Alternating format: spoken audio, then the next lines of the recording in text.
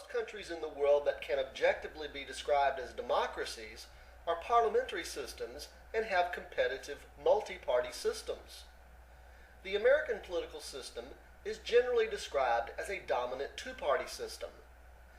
This means that while many political parties exist in the American system, generally only two political parties stand any realistic chance of capturing or taking over and controlling government.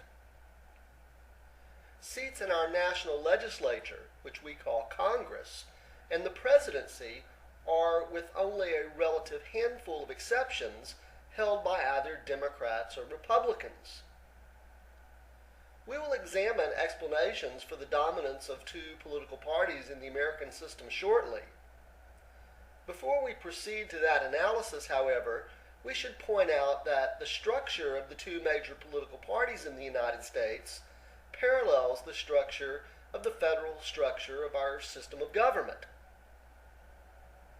As we have already learned, the federal structure of the American system of government consists of one national government, 50 state governments, and tens of thousands of local governments, including county governments, municipal or city governments, and special purpose governments such as school districts, river authorities, utility districts, hospital districts, and many others.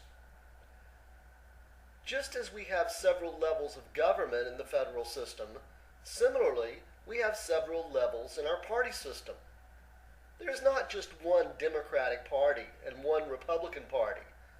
Rather, there is one national Democratic Party and one national Republican Party, 50 state Democratic parties and 50 state Republican parties, and thousands of local Democratic parties and thousands of local Republican parties organized at the county and precinct levels.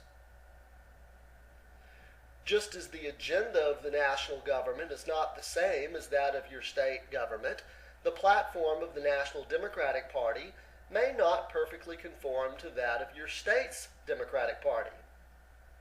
Likewise, the platform of the National Republican Party may not perfectly conform to the platform of the state's Republican Party. Historically, we have seen important differences between the platforms of state and national parties. For example, in the middle part of the 20th century, during the Black Civil Rights Movement, the platforms of the Democratic parties of the southern states stood in stark contrast to the National Democratic Party platform on the issues relevant to segregation and racial equality.